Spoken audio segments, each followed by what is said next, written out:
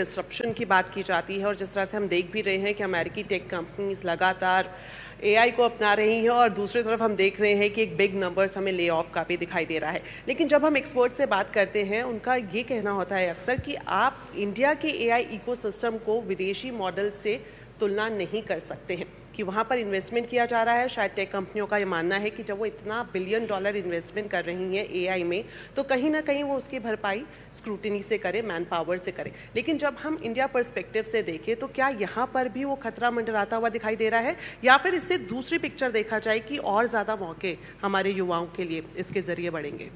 I think मुझे लगता है कि ये दोनों चीज़ें ट्रू हैं। While AI is reducing a lot of jobs, but it is also creating a lot many jobs, right? And हमको ये देखना पड़ेगा कि हमको how we can redefine our skill sets, थोड़ा समय को how we can redefine our overall skill sets. Recently हमने OpenAI और Z47 के साथ एक इंडिया एज पे काम किया, जिसमें हमें पता चला कि majority of the large enterprises in India have actually increased their hiring the engineering department. 37% up हुआ है, right? But at the same time हमने ये भी देखा है कि जो बेस स्किल्स हैं उनका भी बार बहुत ज़्यादा रेज हुआ है। So it is not about कि हमने जॉब्स हम ले ऑफ हो रही हैं इंडिया में, या फिर देयर इज़ अ, जैसे आपने बोला, खतरा है एंड ऑल, जो भी ऐसा नहीं है। But at the same time हमको ये भी देखना है कि how we can upskill, right? India को अगर आप देखो तो इंडिया के पास एक बहुत बड़ा जीसीसी इकोसिस्टम भी है, 2100+ जीसीसीज हैं, एंड जिसमें 1.2 मिलियन AIML वर्कफोर्स है, which is itself is a huge power to us, right? अगर आप, एक बहुत कॉमन फिनोमेना है इन AI प्रोजेक्ट्स कि बहुत सारे प्रोजेक्ट्स पायलट्स होते हैं बट प्रोडक्शन में नहीं जा पाते हैं, एक बहुत बड़ा इशू है।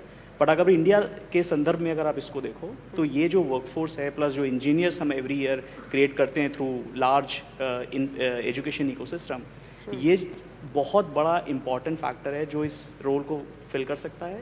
एंड जो ये रोल है, it is called as FDE, forward deployed engineers. In the last 2 years हमने देखा है कि 800% प्लस ग्रोथ हुई है इन जॉब्स में। Similarly prompt engineers, product managers, और इंडिया बहुत ज़्यादा इसमें आगे है। That's number 1।